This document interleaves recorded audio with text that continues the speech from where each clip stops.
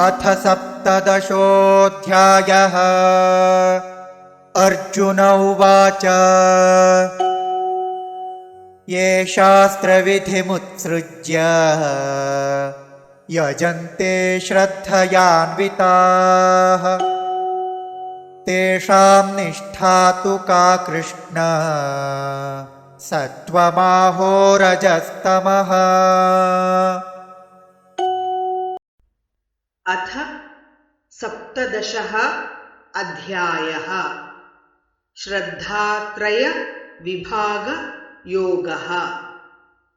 अर्जुनः उवाच ये शास्त्रविधिम् उत्सृज्य यजन्ते श्रद्धया अन्विताः तेषां निष्ठा तु का कृष्ण सत्वम् आहो रजः तमः।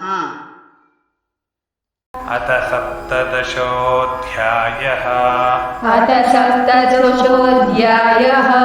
श्रद्धात्रयविभागयोगः। अर्जुन उवाच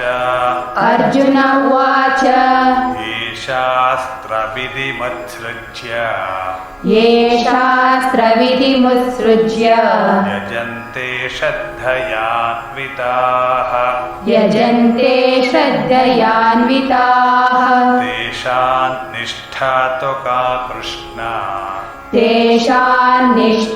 तु का कृष्ण सत्त्वमाहो रजस्तमः।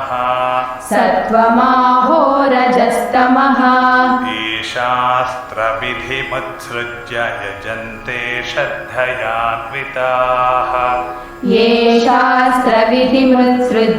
यजन्ते श्रद्धयान्विताः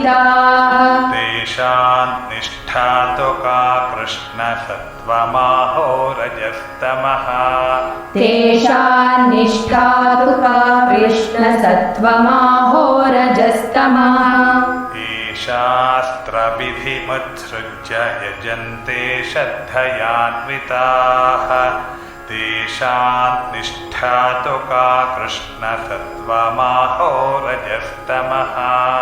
ये शास्त्रविधिमुत्सृज्य यजन्ते श्रद्धयान्विताः तेषां निष्ठा तु का कृष्ण सत्त्वमाहो रजस्तमः।